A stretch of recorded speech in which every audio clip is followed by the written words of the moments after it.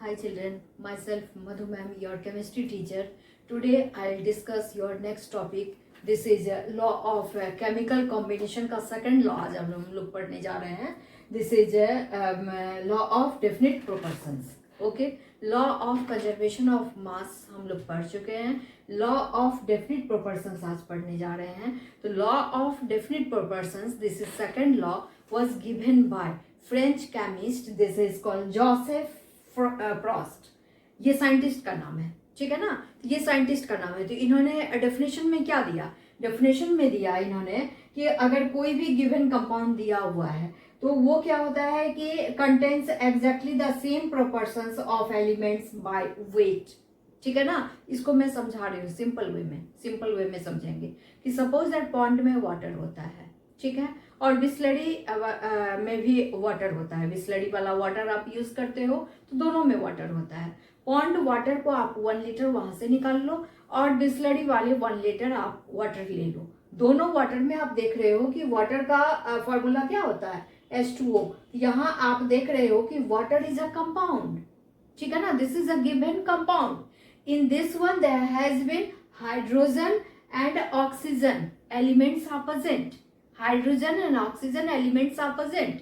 लेकिन जब आप रिवर के वाटर को लेते हो तो वहां पर क्या होता है कि हाइड्रोजन का प्रोपोर्शंस और ऑक्सीजन का प्रोपोर्शंस जो भी है, ठीक है ना, उसी तरह से बिस्लरी का अगर आप वाटर ले रहे हो तो वहां पर हाइड्रोजन का प्रोपोर्शंस और ऑक्सीजन का प्रोपोर्शंस दोनों क्या है?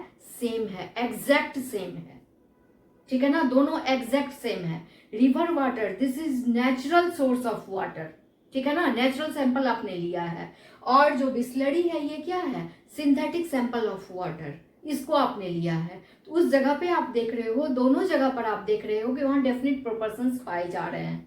या तो नेचुरल सैंपल है और या तो सिंथेटिक सैंपल है. हाइड्रोजन और ऑक्सीजन का सैंपल जो है वो प्रोपोर्शंस जो है बाय वेट वो क्या है? सेम है.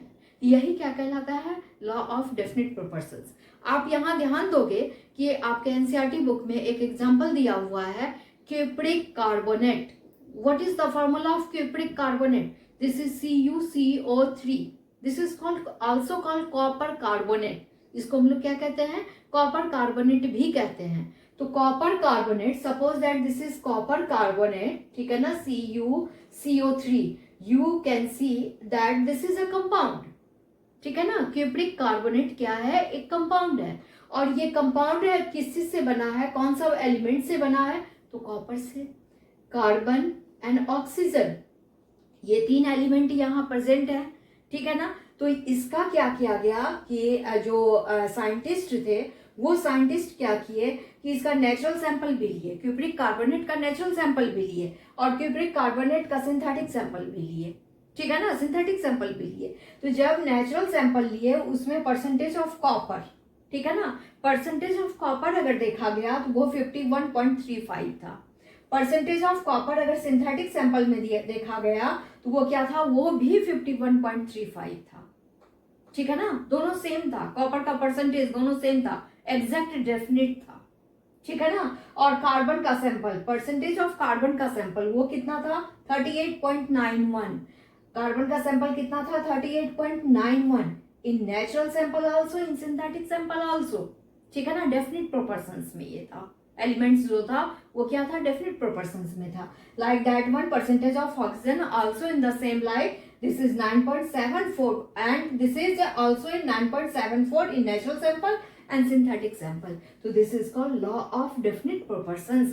कि वहां क्या होता है कि जो भी given compound दिया हुआ है वो क्या कर रहा है कि contain कर रहा है same proportions of elements by weight, ठीक है. और क्यूप्रिक कार्बोनेट आप याद रखेंगे कि क्यूप्रिक कार्बोनेट को कॉपर कार्बोनेट भी बोलते हैं.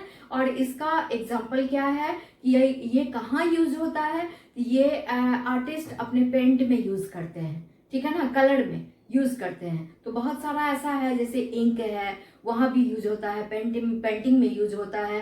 तो ये क्यूप्रिक